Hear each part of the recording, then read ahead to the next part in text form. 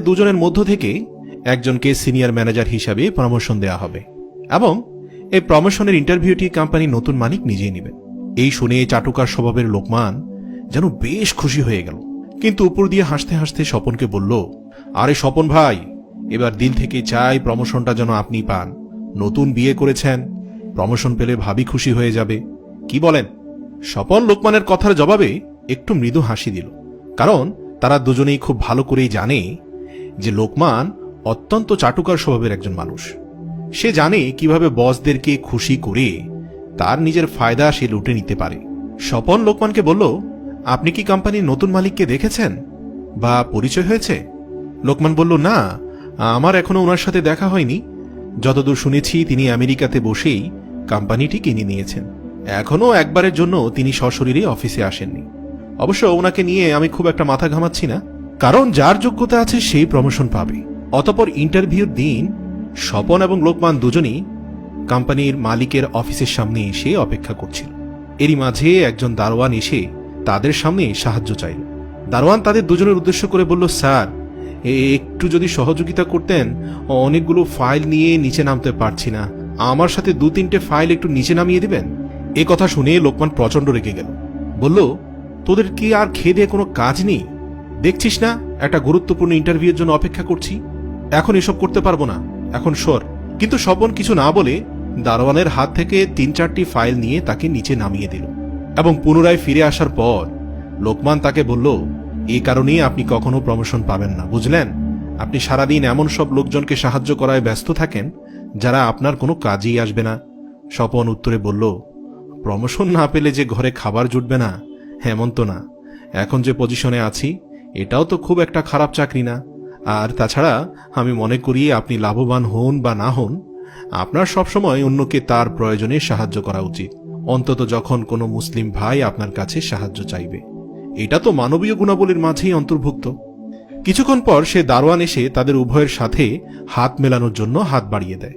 স্বপন তার সাথে হ্যান্ডশেক করলেও লোকমান হ্যান্ডশেক না করে বলল, এই, তুই জানিস না এখন করোনা কাল, এখন হ্যান্ডশেক করা যায় না।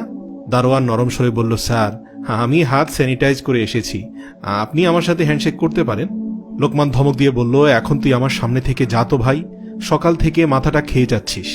এ বলে লোকমান সে স্থান থেকে একটু দূরে সরে গেল। দারোয়ান লোকমানের ব্যাপারে স্বপনকে বলল, স্যার মনে হয় আমাকে খুব একটা পছন্দ করেন না। স্বপন বলে, কে? লোকমান ভাই? আরে না, উনি এমনিতেই অনেক ভালো মানুষ, অন্তত তাদের জন্য যারা ওনার কোনো কাজে আসবে।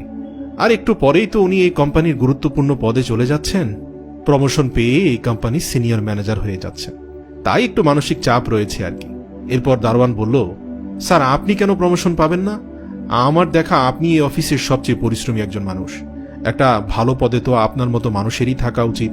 স্বপন মৃদু হেসে বলল, আমিও আবেদন করেছি, কিন্তু সত্যি কথা বলতে আমার মনে হয় না কোম্পানির নতুন মালিক তোমার লোকমান স্যারকে রেখে আমাকে প্রমোশনটা দেবে, কারণ দিন শেষে সে মানুষ পটিয়ে ফেলায় ওস্তাদ, অন্তত বড় অফিসারদের ক্ষেত্রে। এই বলে স্বপন একটা দীর্ঘশ্বাস ফেলে সেখান থেকে চলে যায়। এর কিছুক্ষণ পর স্বপন আর লোকমান দুজনকেই কোম্পানির মালিক তার অফিসে ডেকে নেন। তারা দুজনে মিলে কোম্পানির মালিকের আগমনের জন্য তার অফিসে অপেক্ষা করতে থাকে।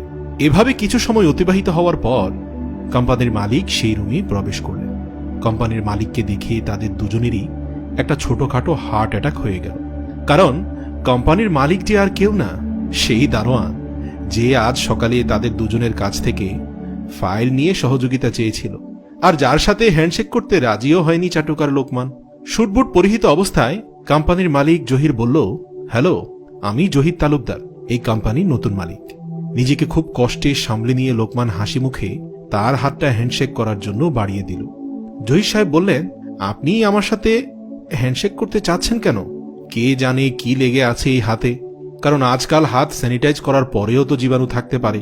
লোকমান মাথা নিচু করে বলল, স্যার, আমি এটা বলেছিলাম কারণ তখন আমি আপনাকে এই অফিসের দারোয়ান ভেবেছিলাম। জহির সাহেব বললেন, ও আচ্ছা, দারোয়ানরা কি মানুষ না? আপনি আমার সাথে হাত মেলাতে পারেন, দারোয়ানের সাথে মেলাতে সমস্যা কি? তাদের ত্বকের নিচেও কি আমার মতো লাল রক্ত কণাই বইছে না? আমি এই অফিসে এতদিন দারোয়ানের ছদ্মবেশে ছিলাম শুধুমাত্র আপনাদের সবার আসল রূপটা দেখার জন্য। আসলে কি জানেন, একজন চেয়ারম্যানের সাথে প্রত্যেক কর্মী ভালো ব্যবহার করে, কিন্তু আমি তো এমন কাউকে সিনিয়র ম্যানেজার পদে চাই না যারা শুধুমাত্র আমার সাথেই ভালো ব্যবহার করবে। আমি এমন কাউকে চাই যে পুরো অফিসটাকে নিজের পরিবার ভেবে সব সময় সবার সাথে মিলেমিশে চলবে, মন থেকে এই অফিসকে ভালোবাসবে। আর আমার সেই চাওয়ার সাথে আমি কোনোভাবেই আপনার সামঞ্জস্য খুঁজে পেলাম না। তাই আমি দুঃখিত, আপনাকে প্রমোশনটাও দিতে পারলাম না। এই প্রমোশনটা পাওয়ার মতো যোগ্য ব্যক্তি এই অফিসে একজনই আছেন, আর তিনি হলেন মিস্টার স্বপন। অভিনন্দন স্বপন সাহেব, আপনি আমাদের অফিসের নতুন সিনিয়র ম্যানেজার। স্বপনের কাছে পুরো ব্যাপারটা স্বপ্নের মতো লাগছিল। সে বিশ্বাসই করতে পারছিল না প্রমোশনটা সে পেয়ে গেছে। বাকরুদ্ধ স্বপন জহির সাহেবকে প্রমোশনের জন্য ধন্যবাদ জানালো এবং কৃতজ্ঞতা প্রকাশ করল। সেদিন নিজেকে সামলে নিতে বেশ কিছুটা সময় লেগেছিল স্বপনের। একটু স্বাভাবিক হওয়ার পর সে মৃদু হেসে লোকমানকে বলল, বলেছিলাম না, আপনি লাভবান হন বা না হন, আপনার সবসময় অন্যকে তার প্রয়োজনে সাহায্য করা উচিত, কারণ মানুষের দোয়া কখনো বিফলে যায় না। আশা করি আপনি একটু অন্যকে সাহায্য করার মনোভাব গড়ে তুলবেন, তাহলে দেখবেন একদিন আপনিও জীবনে উন্নতি করতে পারবেন। মনে রাখবেন, চাটুকারদের উন্নতি ক্ষণস্থায়ী, আর যোগ্যতা সম্পন্ন মানুষের উন্নতি দীর্ঘস্থায়ী।